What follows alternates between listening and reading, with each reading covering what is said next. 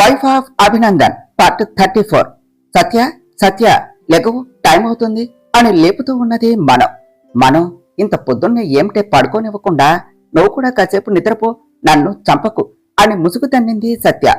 సత్య త్వరగాలే, ఈరోజు అభిని పెళ్లి కొడుకుని చేస్తారు అని చెప్పింది హా, రేపు ఈ పాటికి పెళ్లి కూడా చేస్తారు అన్నది సత్య. సత్య అన్నది అబ్బా నీతోనే లేవే నేను అన్నది అని చెప్పింది సత్య. సరే నువ్వు ఫాస్ట్ గా రెడీ అయ్యిరా, నేను వెళ్ళి కింద పనులు చూస్తాను అని కిందకు వెళ్ళింది ఇంకా ఎవరో నిద్ర కూడా లేవకపోవటం చూసి తనే ఫాస్ట్ గా కాఫీ రెడీ చేసి అందరికి ఇవ్వటానికి వెళ్ళింది. ముందుగా మాణిక్యమ్మ గారి దగ్గరకు వెళ్లి అమ్మమ్మ అని డోర్ నాక్ చేసింది. హా చెప్పమ్మ మైత్రి అంటూ వచ్చి డోర్ ఓపెన్ చేశారు మాణిక్యమ్మ గారు. అమ్మమ్మ ఏమిటి ఇంకా నిద్రపోతూనే ఉన్నారు? ఈరోజు అభి గారిని పెళ్లి కొడుకుని చేయాలి కదా, త్వరగా రండి, నేను అందరినీ నిద్రలేపుతాను అని చెప్పింది మాణిక్యమ్మ గారు వైపు చూస్తూ ఆప్యాయంగా తల నిమురుతూ కాఫీ కప్ తీసుకున్నారు. సరే అమ్మమ్మ, నేను మిగతా వాళ్ళను లేపుతాను అని ఇంద్రాణి రూమ్ దగ్గరకు వెళ్లి మేడం మేడం అని డోర్ నాక్ చేసింది ఇంద్రాణి వస్తే కాఫీ ఇచ్చి టైం అవుతుంది అని చెప్పి ప్రీతి దగ్గరకు వెళ్ళింది. ప్రీతి, హై ప్రీతి, నిద్ర లేవే అన్నది అయినా ప్రీతిలో ఏమి కదలిక లేకపోవటంతో పక్కనే జగ్లో ఉన్న వాటర్ తీసి ప్రీతిపై పోసింది. అమ్మో వర్షం అంటూ ప్రీతి తుల్లిపడి లేచింది. ఎదురుగా జగ్ పట్టుకుని నవ్వుతూ కనపడటంతో సీరియస్ గా చూస్తూ hey, are you out of your mind, ఇలాగైనా నిద్రలేపేది అని వాటర్ తుడుచుకుంటూ అడిగింది ప్రీతి. హా, అసలు నేనైతే ఈ వేడివేడి కాఫీ నీ మీద పోసి లేపుదాం అనుకున్నా, కానీ నేను నీ అంత బ్యాడ్ కాదు కదా, అందుకనే ఈసారి వాటర్ పోసాను. నెక్స్ట్ టైం కన్ఫర్మ్ గా కాఫీ పోస్తాలే, బాధపడకు అన్నది ఏమిటి కాఫీనా అని ఒక రకమైన ఎక్స్ప్రెషన్ పెట్టి ఇమాజిన్ చేసుకుని భయపడింది ప్రీతి. ప్రీతిని చూసి నవ్వుకొని ఇమాజిన్ చేసుకున్నది చాలు కాని ఈరోజు నిన్ను పెళ్లి కూతుర్ని చేస్తారట, వెళ్ళి ఫ్రెష్ అయ్యి కిందకురా.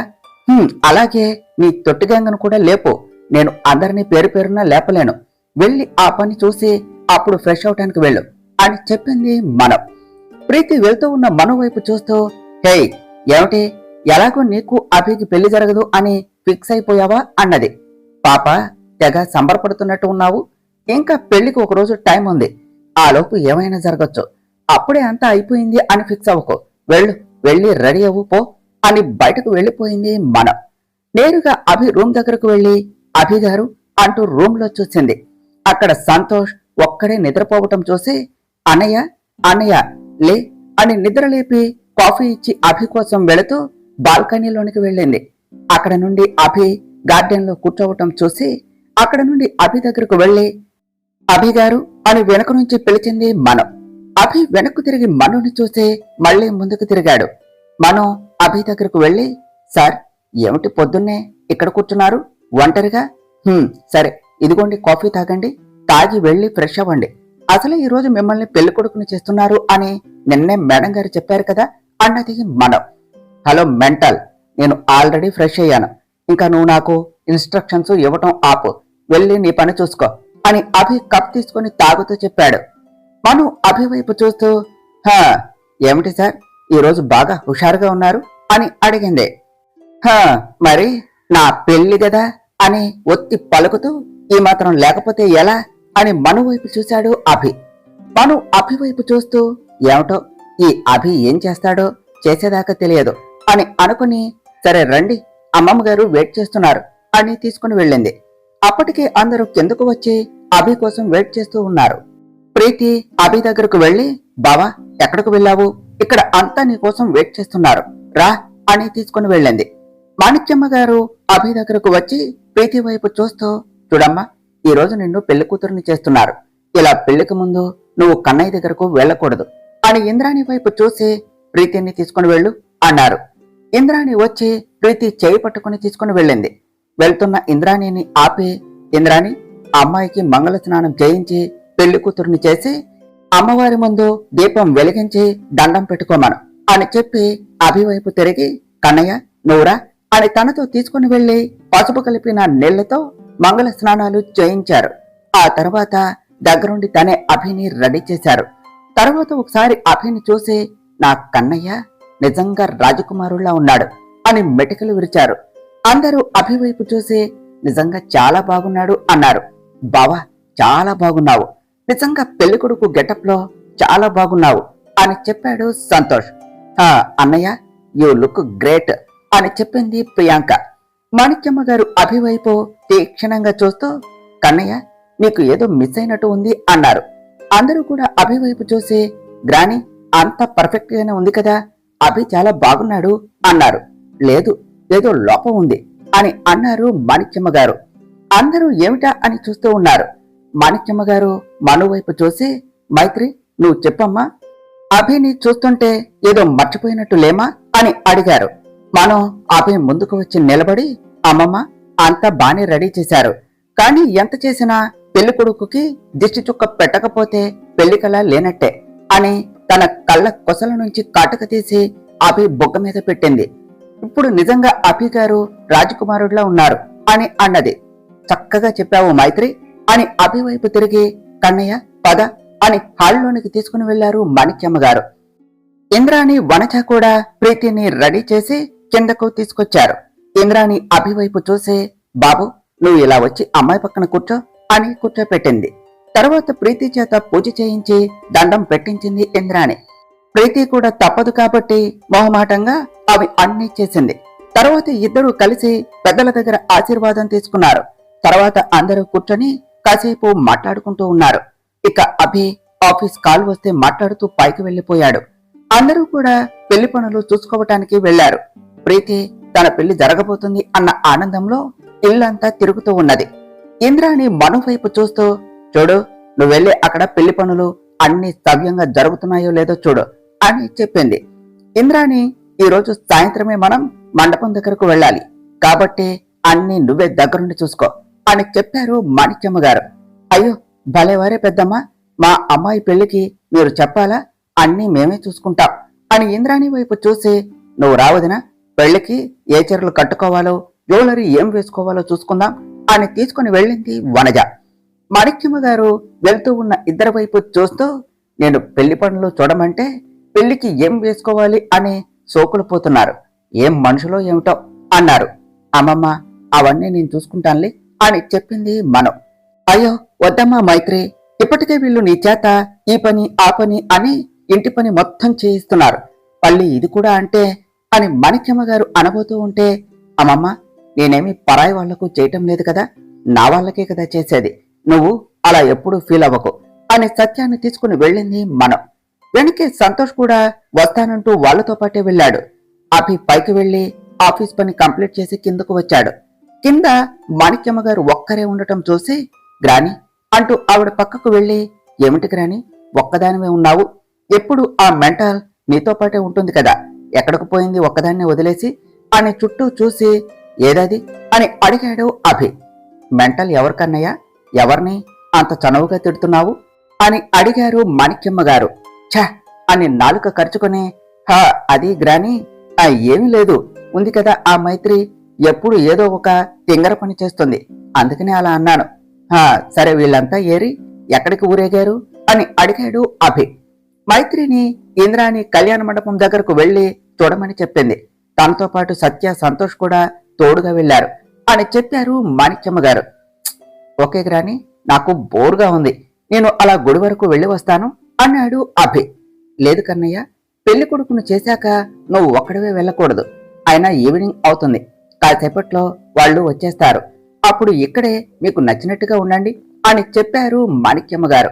ప్రియాంక అప్పుడే వస్తూ, హాగ్రాని, అసలు అన్నయ్య పెళ్ళంటే ఎలా ఉండాలి, కానీ చూడు ఎలా సింపుల్ గా చేస్తున్నారు, కనీసం చిన్న ఫంక్షన్ కూడా లేదు అన్నది. హాగ్రాని అంటూ వచ్చి ప్రియాంకకి వంతపాడాడు సిద్ధార్థ్. నేనేం చెప్పేదిరా, అదంతా కూడా మీ అన్నయ్య ఇష్టం, వాడు పెళ్లికి ఒప్పుకుంటే చాలు అనుకున్నాము, కన్నయ్య ఏమో పెళ్లి సింపుల్ గా చేయమన్నాడు, అందుకనే ఇలా సింపుల్ గా చేస్తున్నాము, కానీ రిసెప్షన్ మాత్రం ఎక్కడా తగ్గకుండా మీకు నచ్చినట్టు మీరే దగ్గరుండి అరేంజ్ చేయండి అని నవ్వుతూ చెప్పారు మాణిక్యమ్మ గారు. నువ్వు చూస్తూ ఉండు గ్రాని, రిసెప్షన్ లో హడావుడి మొత్తం మాదే, అన్నయ్య రిసెప్షన్ అదిరిపోవాలి అంతే అని చెప్పింది ప్రియాంక.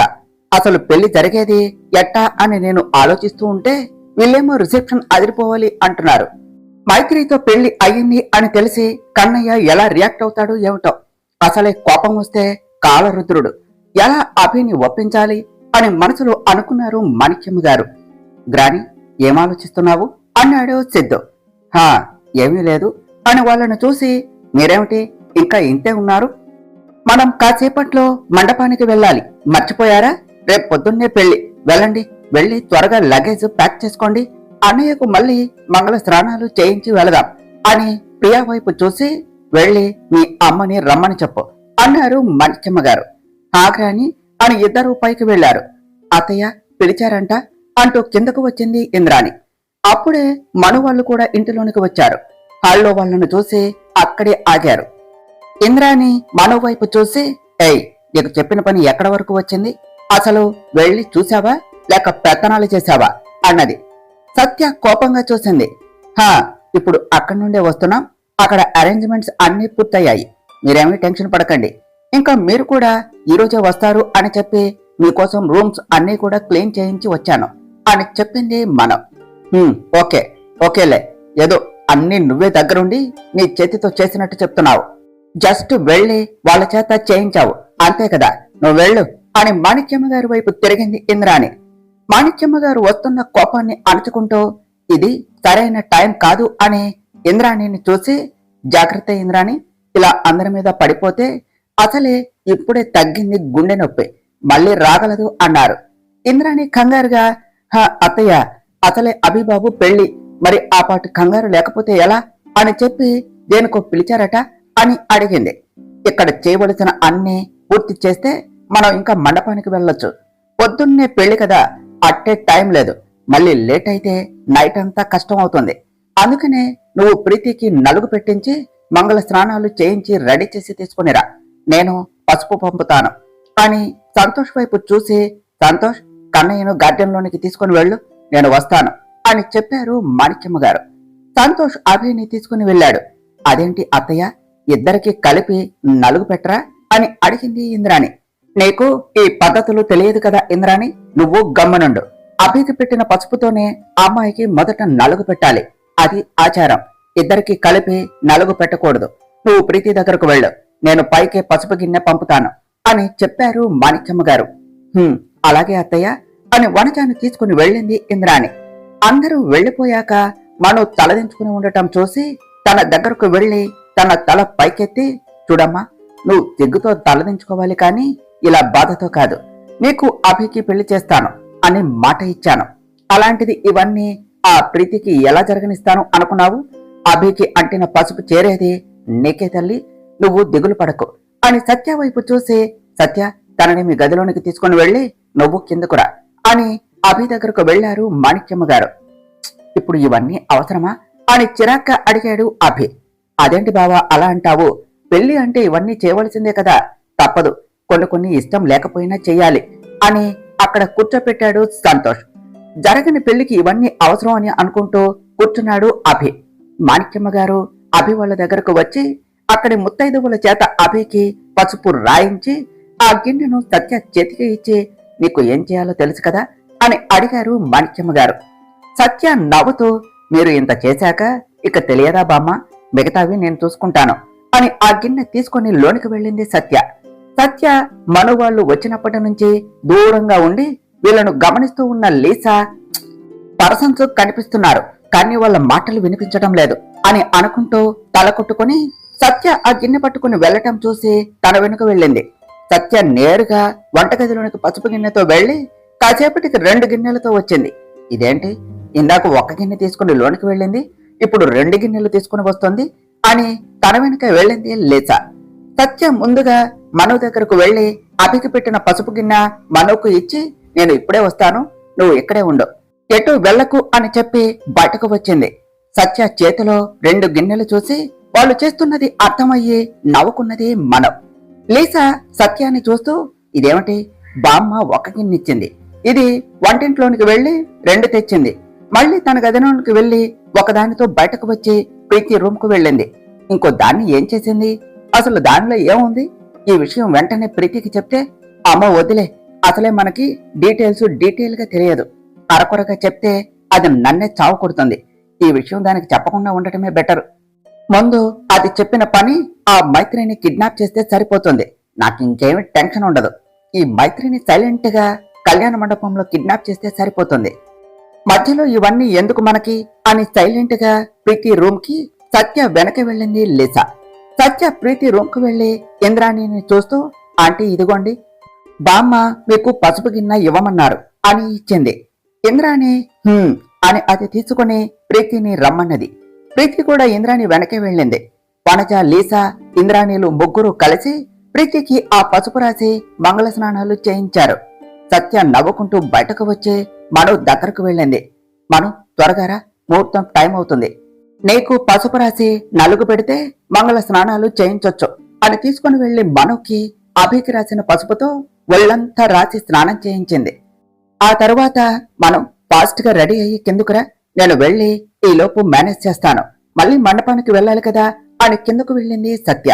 మను ఫాస్ట్ గా వెళ్లి ఏం కట్టుకోవాలా అని చూస్తూ ఒక చీర దగ్గర తన చూపు ఆగిపోయింది. అది అభికి నచ్చి ప్రీతిని తీసుకోమన్న చీర. దానిని చేతిలోనికి తీసుకుని తడుముతూ చూసి నవ్వుకుంటూ చీర కట్టుకున్నది. ఇక అప్పటికే టైం అవుతుంది అని హెయిర్ తుడుచుకుంటూ టవల్తో బయటకు వచ్చింది. టవల్తో హెయిర్ తుడుచుకుంటూ వెళ్తూ మను అభి రూమ్ క్రాస్ చేస్తూ ఉండగా అభి సడన్ గా తన రూమ్ డోర్ ఓపెన్ చేసి బయటకు వచ్చాడు. అలా అభి సడన్ గా రావటంతో మను ఎదురుగా చూసుకోకుండా అభికి తగిలి బ్యాలెన్స్ చేసుకోలేక భయపడి 2 అడుగులు వెనక్కు వేసి శారీని క్యారీ చేయలేక పడబోయింది. అభి ఫాస్ట్ గా తన చెయ్యి పట్టుకుని తన మీదకు లాక్కున్నాడు. అంతే, మను అమాంతం వెళ్లి అభి ఎదపై వాలింది. ఎన్నో రోజుల తర్వాత అభి గుండెలపై వాలింది అన్న ఆనందంతోనో, మళ్లీ ఆ అదృష్టం ఎప్పటికి దక్కుతుందో అన్న భయంతోనో అభి గుండె చప్పుడు వింటూ కాసేపు తన టెన్షన్స్ అన్ని మర్చిపోయి అభి ప్రెజెన్స్ ని ఫీల్ అవుతూ తనకు తెలియకుండానే తనలో సిగ్గు వచ్చి చేరింది. హే మెంటల్, నేనేమన్నా నీకు నీ అసిస్టెంట్ లా కనిపిస్తున్నానా అన్నాడు అభి. అదేంటి అభి గారు అంత మాట అన్నారు? నేను మిమ్మల్ని ఎప్పుడైనా అలా ట్రీట్ చేశానో చెప్పండి అని అడిగింది మనం. మరి లేకపోతే ఏమిటే, అసలు నువ్వు పడేటప్పుడు నేను వస్తానో లేక నేను వచ్చేటప్పుడే నువ్వు పడతావో, కానీ ఎప్పుడు నాకు నిన్ను పట్టుకోవటమే డ్యూటీ అయిపోయింది. ఇంకోసారి అలా పడ్డావనుకో, ఈసారి పట్టుకోను, ముందే చెప్తున్నా అన్నాడు అభి. అభి గారు, నేనేమీ కావాలని చేయలేదండి. టైం అవుతుందని వస్తూ ఉంటే తొందరలో మీరు వచ్చారు, అందుకనే వెనక్కు వెళ్తూ ఉంటే ఈ శారీ కాళ్లకు అడ్డుపడింది, అందుకనే పడబోయాను అని చెప్పింది మనం. అయినా శారీ కట్టుకోవటం రానప్పుడు నీకు శారీ ఎందుకు, భూమికి ఎంతుంటావు, నీకెందుకు శారీ అన్నాడు అభి. అభి గారు, ఎవరైనా భూమికి ఇంతే ఉంటారు, నన్ను ఇంకోసారి పొట్టి అనకండి. కావాలంటే చూడండి, నేను మీ భుజాల దాకా ఉన్నాను, అప్పుడు నేను పొట్టెందుకు అవుతాను అని ఉడుక్కుంటూ చెప్పింది మనం. హహ, ఎదుటి మనిషి కంటే తక్కువ ఉంటే పొట్టి అని అంటారు, మెంటల్ అని అన్నాడు అభి.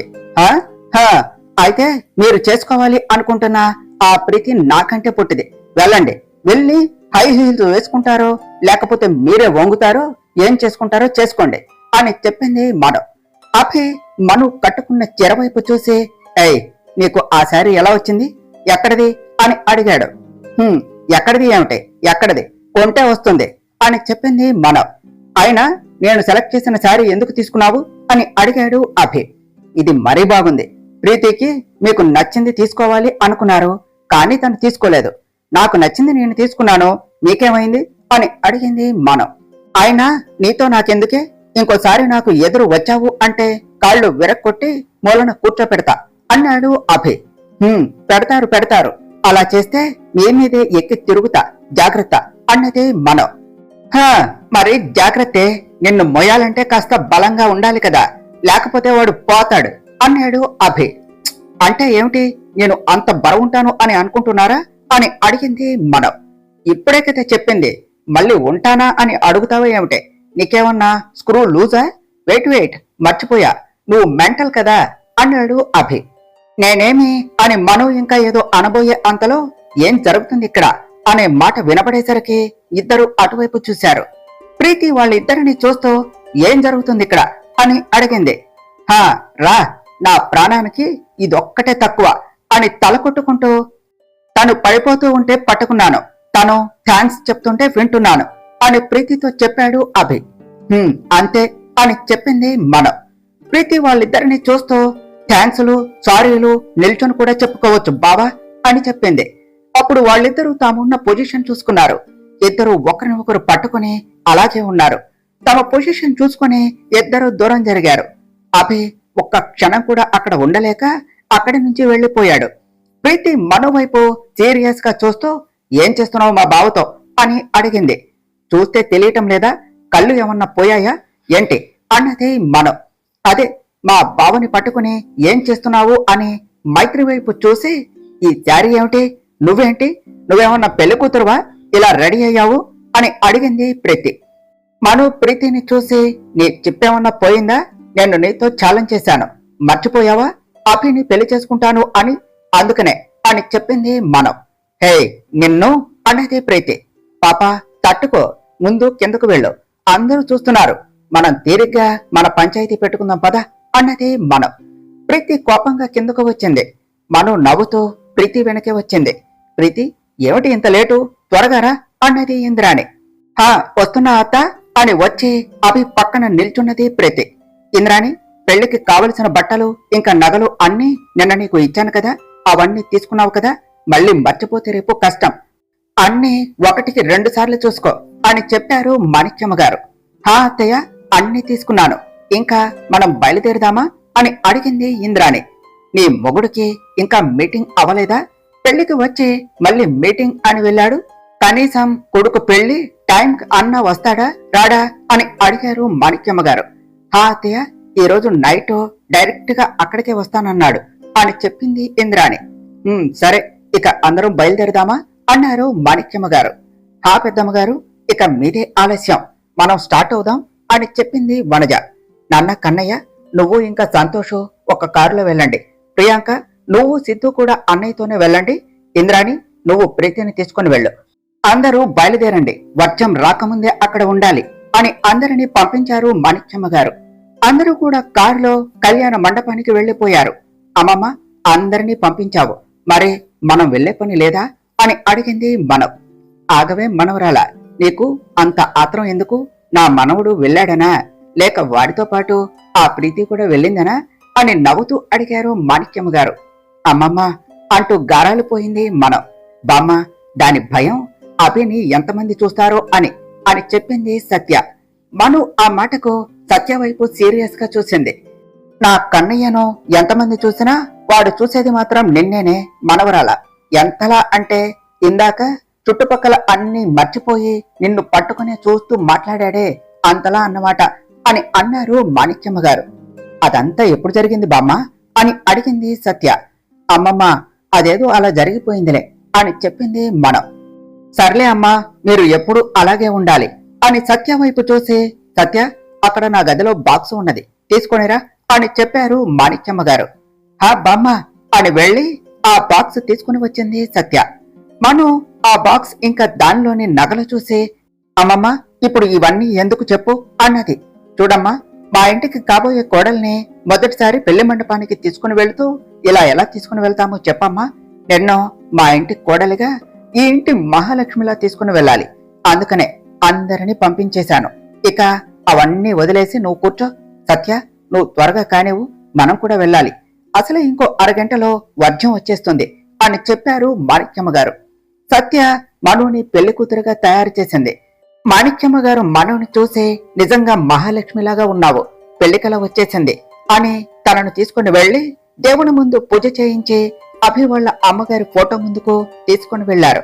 మైత్రి, నీ అత్తగారి దగ్గర కూడా ఆశీర్వాదం తీసుకో అమ్మా అని చెప్పి అపర్ణ ఫోటో చూస్తూ, అమ్మా అపర్ణ, రేపు నీ కొడుకు మన అభి పెళ్లి తల్లి, నువ్వు ఉండి ఉంటే ఈ రోజు అంగరంగ వైభవంగా నీ కొడుకు పెళ్లి చేసేదానివి, నీకు కాబోయే కోడల గురించి చాలా కలలు కన్నావు, నీ కొడుకుని అమ్మలా చూసుకునే అమ్మాయిని ఇచ్చి పెళ్లి చెయ్యాలి అని అనుకున్నావు, ఇప్పుడు నేను తనకి అమ్మలాంటి అమ్మాయినే భార్యగా తీసుకొస్తున్నాను, వాడి ప్రేమను వాడికి ఇస్తున్నాను, తనని అర్థం చేసుకుని నీ కొడుకు సంతోషంగా ఉండేలా చూడమ్మా, రేపు తన జీవితంలో చాలా ముఖ్యమైన రోజు, రేపు అంతా సవ్యంగా జరిగేలా చూడమ్మా అని మనసులో అనుకున్నారు మాణిక్యమ్మ గారు. మను ఆ ఫోటో వైపు చూస్తూ దండం పెడుతూ, అత్తయ్య, మిమ్మల్ని అలా పిలిచే అర్హత నాకు ఉందో లేదో కూడా తెలియదండి. కానీ ఒక్కటి మాత్రం తెలుసు, అభిగారి మీద ఉన్న నా ప్రేమ మాత్రం నిజం. ఆ ప్రేమ మీద ఉన్న నమ్మకంతోనే అభిని మోసం చేసి పెళ్లి చేసుకుంటున్నాను. అమ్మగా నన్ను అర్థం చేసుకుంటారు అని అనుకుంటున్నాను. నేనే తను ప్రేమించిన మనసాని అని తెలిసిన రోజున నన్ను అర్థం చేసుకునేలాగా చూడండి. అలానే నా అభికి ఎవరి వల్లనో ప్రమాదం ఉన్నది. అదేమిటో నాకు తెలిసేలా చేసి నా ప్రాణాన్ని కాపాడుకునేలాగా చూడండి. నేను చేసేది తప్పో ఒప్పో తెలియదు, కానీ అభి మీద ప్రేమతోనే చేస్తున్నాను. నా అభికి ఏమీ కాకుండా దీవించండి అని కళ్ళు తెరచింది మనం. అమ్మ మైత్రి, వెళదాం రా అమ్మ అన్నారు మాణిక్యమ్మ గారు. అమ్మమ్మ అని తన కాళ్లకు నమస్కారం చేసింది మనం. ఇప్పుడు ఇవన్నీ నాకెందుకమ్మా చెప్పు, లే ముందు అని అన్నారు మాణిక్యమ్మ గారు. అమ్మమ్మ అని తన వైపు చూస్తూ కనిపించని దైవానికి మొక్కాను. కని పెంచిన అపర్ణాదేవి గారి ఫోటో చూస్తూ తన ఆశీర్వాదం తీసుకున్నాను. మరి కనిపించే దైవం మీరు, నన్ను ఆశీర్వదించరా అని అడిగింది మనం. మాణిక్యమ్మ గారు తనను పైకి లేపి గుండెలకు హత్తుకొని, కలకాలం మీరిద్దరూ పిల్లా పాపలతో సంతోషంగా ఉండండి అని దీవించి మనవుని తీసుకుని గుడికి బయలుదేరారు. అమ్మమ్మ, ఇప్పుడు నేను అక్కడికి ఇలా వస్తే ప్రాబ్లం కదా, మరి ఇప్పుడు ఎలా అని అడిగింది మనం. మైత్రి, నువ్వు ఇంకా సత్య ఇప్పుడు గుడి వెనుక నుండి లోనికి రండి. అక్కడ మీకోసం ఒక రూమ్ ముందుగానే అరేంజ్ చేశాను. అక్కడ నుండి నువ్వు మామూలుగా కళ్యాణ మండపంలోనికి రా అని చెప్పారు మాణిక్యమ్మ గారు. అలాగే అమ్మమ్మ అని చెప్పింది మనం. అభి, సంతోష్ అందరూ కలిసి కళ్యాణ మండపం దగ్గరకు వచ్చారు. ఇంద్రాని, ప్రీతి వాళ్ళు కూడా వాళ్ల వెనకే వచ్చారు. అందరూ కళ్యాణ మండపం చూసి నోరెళ్లబెట్టి చూశారు. అందరూ కళ్యాణ మండపాన్ని చూసి చాలా బాగుంది, నిన్న వచ్చినప్పుడు ఇలా లేదు కదా, మార్నింగ్ ఇలా ఎలా మారింది అని అన్నారు. అన్నయ్య, ఇట్స్ సో క్యూట్, చాలా బాగున్నది, నేను ఇలా ఎక్స్పెక్ట్ చేయలేదు అని చెప్పింది ప్రియా. నీకేం తెలుసు, పేరుకు మాత్రం ఫ్యాషన్ డిజైనర్, కానీ నీకు ఇవేమీ తెలియవు అని చెప్పాడు సిద్ధు. నన్నే అంత మాట అంటావా నిన్ను అన్నది ప్రియా. సంతోష్ వాళ్ళిద్దరిని ఆపి, కొంచెం ఉండండి, ఇవన్నీ చేసింది మన మైత్రినే. ఆంటీ మార్నింగ్ చూసి రమ్మని ఇక్కడకు పంపించారు. అప్పుడు మార్నింగ్ అందరికీ ఇన్స్ట్రక్షన్స్ ఇచ్చి ఇవన్నీ చేయించింది. ఇంకా ఈ ఫ్లవర్స్ అన్నీ కూడా అప్పటికప్పుడు మాట్లాడి తెప్పించింది. మార్నింగ్ వచ్చినప్పటి నుండి ఈ పని మీదే ఉన్నది, అందుకనే ఇలా ఉన్నది అని చెప్పాడు సంతోష్. ప్రీతి కోపంగా, ఏముంది, మన డబ్బు మన పేరు వాడుకుని ఇవన్నీ చేసింది, లేకపోతే ఎలా చేసింది చెప్పండి, ఇప్పుడు అది అలా చేసింది అని మంగళహారతులు పాడాలా అని చెప్పి ఇంద్రాణిని తీసుకొని తన రూమ్ కు వెళ్ళింది. బావా, నువ్వు కూడా పద, అసలే రేపు పొద్దున్నే నీకు పెళ్లి అని తీసుకుని వెళ్ళాడు సంతోష్. బావా, నువ్వు రెస్ట్ తీసుకో అని చెప్పి సంతోష్ బయటకు వచ్చి సత్య వాళ్ళ కోసం బామ్మగారు ఇచ్చిన రూమ్ దగ్గరకు వెళ్ళాడు. అప్పుడే సత్య ఇంకా మను వెనక నుండి వచ్చారు. సంతోష్ మనుని చూసి, మైత్రి, చాలా బాగున్నావమ్మా అని చెప్పాడు. మను, అన్నయ్య అంటూ సంతోష్ దగ్గరకు వెళ్లి తన కాళ్లకు దండం పెట్టింది. మైత్రి, ఏమిటిది, ముందులే అన్నాడు సంతోష్. అన్నయ్య, నాకు ఇప్పుడు నా అన్నవాళ్ళు ఎవరు కూడా నా దగ్గర లేరు. ఇప్పుడు నాకంటూ నా దగ్గర ఉన్నది నువ్వే అన్నయ్య, అందుకనే నన్ను ఆశీర్వదించు అని కాళ్లు పట్టుకున్నది మనం. సంతోష్ చెమ్మగిల్లిన కళ్ళతో మనోని పైకి లేపి, నువ్వెప్పుడు సంతోషంగా ఉండి మా బావను కూడా సంతోషంగా చూసుకో, సరేనా? ఓకే, ఇక సెంటి చాలు, నువ్వింక డ్రెస్ చేంజ్ చేసుకో, ఎవరైనా చూస్తే డౌట్ వస్తుంది అని చెప్పి బయటకు వచ్చాడు. అక్కడ బయట లీసా అటువైపే రావటం చూసి ఫాస్ట్ గా లోనికి వచ్చి, మైత్రి, ఆ లీసా ఇంకా నిన్ను ఫాలో అవుతూనే ఉన్నది, ఇప్పుడు నిన్ను ఇలా చూస్తే ప్రాబ్లం అవుతుంది, నువ్వు ఎక్కడైనా దాక్కో. సత్య, నేను వెళ్లి దాన్ని మేనేజ్ చేస్తాను, నువ్వు మైత్రికి హెల్ప్ చెయ్యి అని ఫాస్ట్ గా బయటకు వెళ్ళాడు సంతోష్. అప్పటికే లీసా ఆ రూమ్ దగ్గరకు వస్తూ ఉన్నది. సంతోష్ ఫాస్ట్ గా బయటకు వచ్చి డోర్ క్లోజ్ చేసి లీసా వైపు చూస్తూ, హే, నువ్వేమిటి ఇక్కడ నీకేం పని అని అడిగాడు. అది నేను డెకరేషన్ చాలా బాగున్నది, అందుకనే చూస్తున్నాను అని చెప్పింది లీసా. అదిగో అక్కడ పెళ్లి జరిగే దగ్గర ఎంతకన్నా ఇంకా బాగుంది, ఇదే ఉంది, వెళ్ళు, అక్కడికి వెళ్ళి చూడు అని కోపంగా అన్నాడు సంతోష్. హిహిహి, వెళ్తున్నాను, అంత కోపం ఎందుకు అని అక్కడి నుండి వెళ్లిపోయింది లీసా. దీన్ని పక్కాగా ఆ ప్రీతిని అరేంజ్ చేసినట్టున్నది, కన్ఫర్మ్ గా ఏదో చేయబోతున్నది. మేబీ మా మీద డౌట్ వచ్చిందా? వస్తే ఫస్ట్ మైత్రికి ప్రాబ్లం. సో ఈ రోజు అంతా మైత్రిని దీన్ని ఒక కంట కనిపెట్టాలి అని అనుకుంటూ లీసాని అబ్జర్వ్ చేస్తూ ఉన్నాడు సంతోష్. హలో, నేను చెప్పిన పని ఎంతవరకు వచ్చింది? నువ్వేం చేస్తావో నాకు తెలియదు.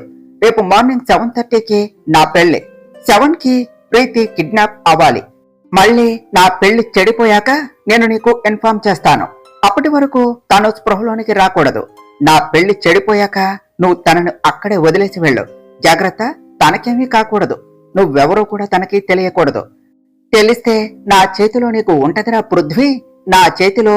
రేయ్ ఆపరా సామి, ఎవరి చేత ఏం పనులు చేపిస్తున్నావురా?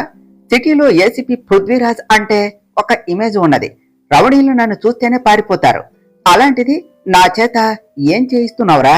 అసలు ఈ పెళ్లి ఇష్టం లేనప్పుడు ముందే చేసుకోను అని చెప్పవలసింది.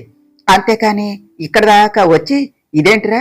అయినా ఇలాంటి స్టంట్లు వేయాలి అంటే మన సంతోష్ గారు ఉన్నాడు కదా, వాడైతే ఈజీగా సాల్వ్ చేసేవాడు.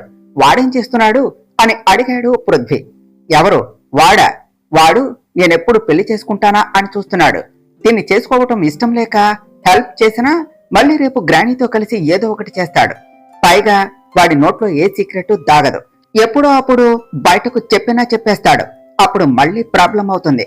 అందుకనే నిన్ను సెలెక్ట్ చేశాను. సరే, నువ్వు ఈ నైట్ ఇక్కడే స్టే చేసి టైం చూసి తనని కిడ్నాప్ చెయ్యి. మిగతావి నేను చూసుకుంటాను అని చెప్పాడు అభి. రేయ్, తనను కిడ్నాప్ చేసి ఎక్కడ పెట్టాలి అంటే చుట్టూ సెక్యూరిటీ ఉంది కదా, అందుకనే అన్నాడు పృథ్వీ.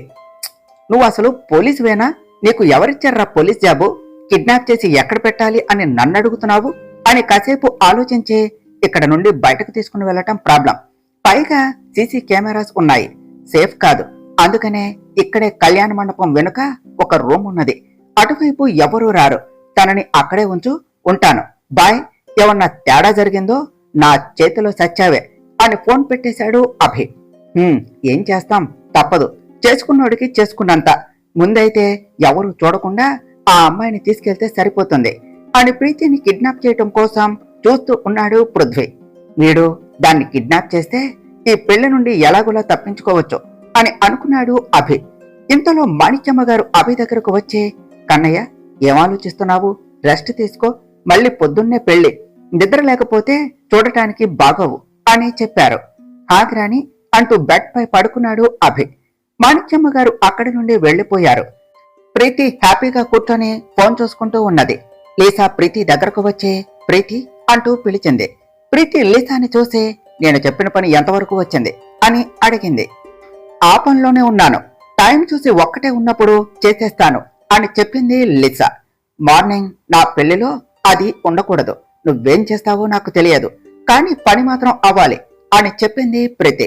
ఛీ, దీనమ్మ జీవితం, ఇదేమన్నా నూడిల్స్ అనుకుంటుందా 2 minutes లో చేసేయటానికి?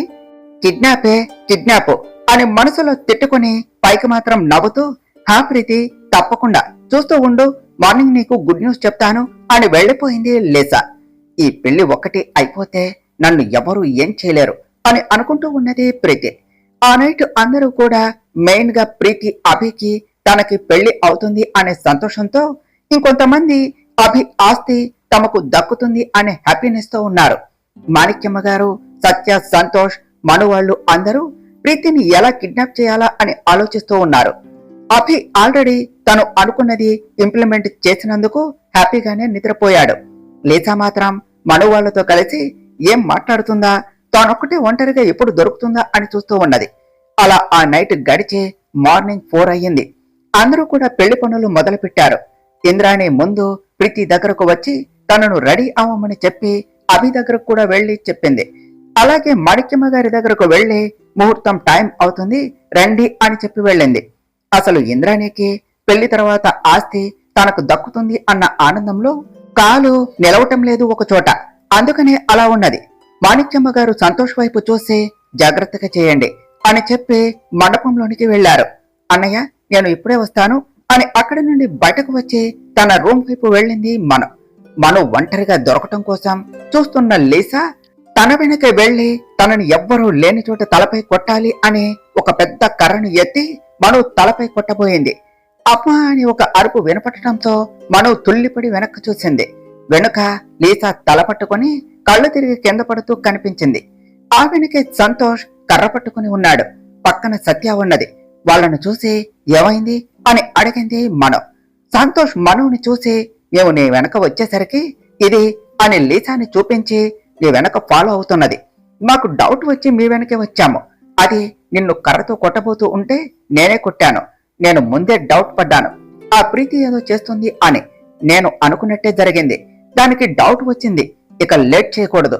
ముందు దీనిని ఎక్కడైనా పెట్టి అప్పుడు ప్రీతి పని చూడాలి అన్నాడు. సంతోష్, కళ్యాణ మండపం వెనుక ఒక రూమ్ ఉన్నది. అటువైపు ఎవ్వరూ రారు. మనం వీళ్ళని అక్కడే పెడదాం. అప్పుడు మనకి ప్రాబ్లం ఉండదు అని చెప్పింది సత్య. అనుకున్నట్టే లీసాని ఆ గదిలో పడేసి ముగ్గురు ప్రీతి రూమ్ దగ్గరకు వెళ్లారు. సంతోష్ ఇద్దరిని చూసి మీరు ఇటు ఎవరైనా వస్తూ ఉంటే మేనేజ్ చేయండి. నేను లోనికి వెళ్లి ప్రీతి స్పృహ తప్పేలా చేస్తాను అని ఇంకా ఏదో చెప్పేలోపు మను, అన్నయ్య అంటూ ప్రీతి రూమ్ విండో వైపు చూపించింది. అందరూ అటువైపు చూసి షాక్ అయ్యారు. అక్కడ ఎవరో ముసుగు వేసుకుని ప్రీతిని రూమ్ లో నుంచి తీసుకుని వెళ్తూ కనిపించారు. ఒక నిమిషం వాళ్లకు ఏమీ అర్థం కాలేదు. తర్వాత తేరుకుని లోనికి వెళ్లి చూసేసరికి ఆ ముసుగు మనిషి కాని ప్రీతి కాని ఎవ్వరూ లేరు. వాళ్ళు ఎటువైపు వెళ్లారో కూడా తెలియటం లేదు. వెంటనే సంతోష్ మాణిక్యమ్మ గారికి ఫోన్ చేసి విషయం చెప్పాడు. ముందు మాణిక్యమ్మ గారు షాక్ అయ్యి ఎవరు చేసుంటారు అని ఆలోచించినా ఇప్పుడు అంత టైం లేదు అని సంతోష్ వాళ్లతో ఎవరో ఎందుకు చేశారో తర్వాత ఇప్పుడు ముహూర్తం టైం అవుతుంది. వాళ్ళు ఎందుకు చేసినా మన పని సులువు చేశారు. నేను వస్తున్నాను అని చెప్పి ఫోన్ పెట్టేశారు. మాణిక్యమ్మ గారు ఫాస్ట్ గా అక్కడికి వచ్చి తన చేతిలో ఉన్న పెళ్లి చీర నగలు ఇచ్చి అవన్నీ తర్వాత ముందు రెడీ అవ్వండి, టైం లేదు అని చెప్పి సంతోష్ నువ్వు ఇక్కడే ఉండి చూస్తూ ఉండు, వాళ్ళెవరో ఎందుకైనా మంచిది అని చెప్పి బయటకు వచ్చారు. అప్పుడే ఇంద్రాణి రావటం చూసి ఏమైంది అని అడిగారు మాణిక్యమ్మ గారు. ప్రీతిని చూద్దామని వచ్చాను అత్తయ్య అని చెప్పింది ఇంద్రాణి. నేను ఇప్పుడే పట్టు చీర నగలు ఇచ్చాను, ఇంకా రెడీ అవటానికి మనిషిని కూడా పెట్టి వచ్చాను. నువ్వు పద, అక్కడ చాలా పనులున్నాయి అని తీసుకుని వెళ్లిపోయారు మాణిక్యమ్మ గారు. సత్య మనుని తీసుకుని వెళ్లి పెళ్లి చీర కట్టి నగలు పెట్టి మేలు ముసుగు వేసి పెళ్లి కూతురుగా రెడీ చేసింది. అభి రూమ్ లో కూర్చొని చెప్పిన పని అయ్యిందా లేదా అని టెన్షన్ పడుతూ ఉన్నాడు. అప్పుడే అభికి ఫోన్ వస్తే వెంటనే చూసి లిఫ్ట్ చేసి అయిందా లేదా అని అడిగాడు. అభి, తనని తీసుకుని వచ్చాను. నువ్వు చెప్పినట్టే ఆ రూమ్ లోనే పెట్టాను. తనకి ఇంకా 2 hours వరకు మెలకువ రాదు. మేబీ 8కు వస్తుంది అని చెప్పాడు పృథ్వీ. అది చాలు నాకు. ఇంకా నువ్వు అక్కడ తనకి కనపడకుండా ఉండి తనకి మెలకువ రాగానే వెళ్ళిపో. థ్యాంక్స్ రా, అడగగానే కాదు అనకుండా హెల్ప్ చేశావు అని చెప్పాడు అభి. మనలో మనకి థ్యాంక్స్ ఏమిటి, సరే ఇంక నేను వెళతాను ఆ తర్వాత అని పృథ్వీ ఏదో చెప్పబోతూ ఉంటే అదేమిటి అప్పుడే వెళ్తావా అని అడిగాడు అభి. మరేం చేయను, నీ పెళ్లి జరిగితే చూసేవాడిని. జరగని పెళ్లిలో నీ యాక్షన్ మూవీ చూడాలా?